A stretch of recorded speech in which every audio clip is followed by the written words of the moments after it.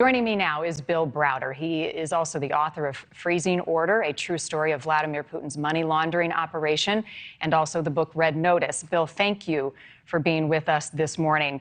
I want to start with the forum. You were essentially priced out of the Economic Forum this year in Davos because they put this price tag of $250,000.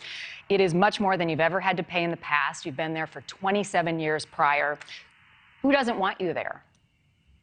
Well, so I'm a troublemaker. I've been going to the forum for many years.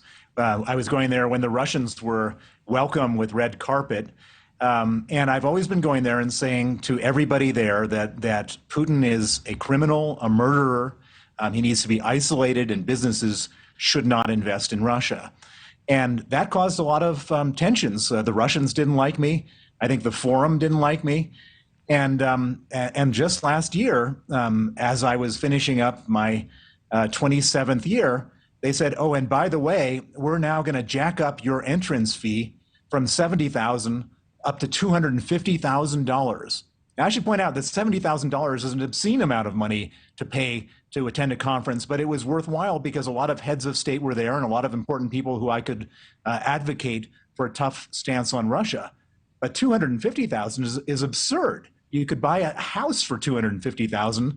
They want me as a full-time human rights activist to pay them that so I can have my voice heard there? No way. Is it a double standard? Are they asking others to pay that fee? No, they're not. If you're coming from Human Rights Watch or Amnesty International, you attend for free.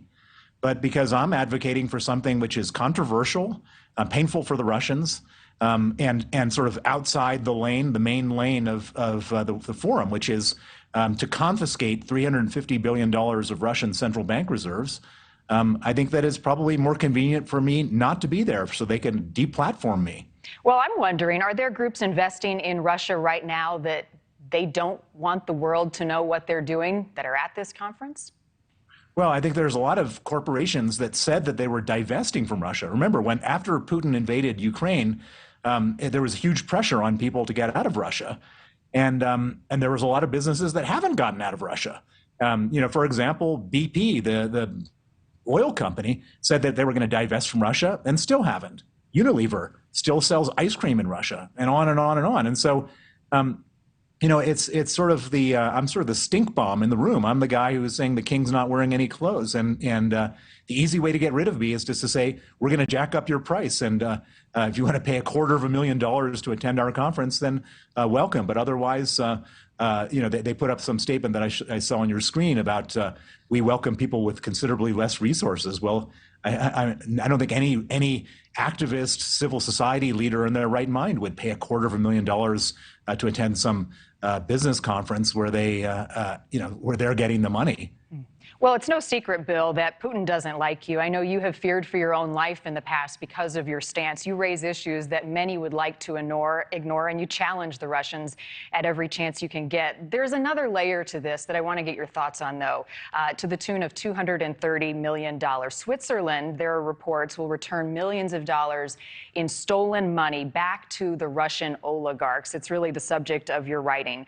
This is money that was uncovered by you and your attorney at the time, Sergei Magnitsky, who was killed while in Russian custody, and that's all detailed in Red Notice. Was this a gut punch to hear this?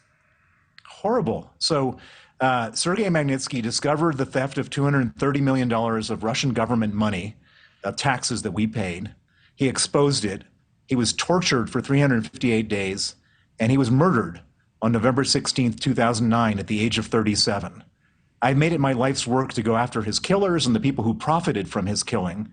And we found some of that money in Switzerland. We found about $20 million of that money in Switzerland. We brought it to the attention of the law enforcement authorities in Switzerland. They froze the money 10 years ago, and they've since made a decision, very recently, to release most of that money and send it back to these people. And I should point out the people that are getting the money back are people who are criminals, who have been put on the sanctions list, the U.S. sanctions list, the Magnitsky list, the Canadian, the Australian, the U.K. sanctions list. This is in the context of a war, of an invasion of Ukraine, and these government-connected criminals are getting the money back. That's shocking. Thank you for watching. Go to newsnationnow.com to find NewsNation on your television provider. And don't forget to click the red subscribe button below to get more of NewsNation's fact-driven, unbiased coverage.